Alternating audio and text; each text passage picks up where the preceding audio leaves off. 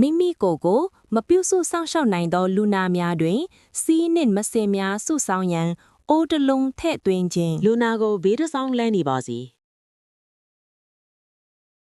ထို့နောက်စီးသွားခွက်ကိုလူနာ၏တင်မအောက်တွင်ထည့်ပါ လူနာသည်ဝမ်းသွားပြီးနောက်၎င်းတို့၏မူလဘေးတစ်ဆောင်အနေအထားသို့ပြန်ထားပါ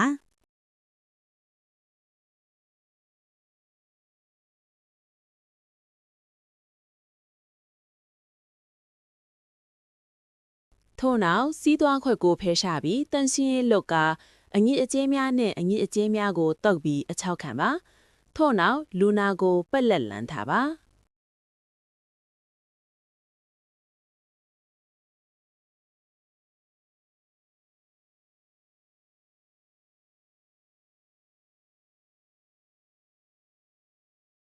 ကော့ကိုကိုကူညီနိုင်သောလူနာထဲသို့စီးသွားကွက်ထည့်သွင်းခြင်း လူနာအားဒူးနောက်ဖက်ကိုမြောက်ပြီးတင်ပါများကိုအိပ်ရန်ခင်းပေါ်သို့မြောက်ရန်ညွှန်ကြားပါ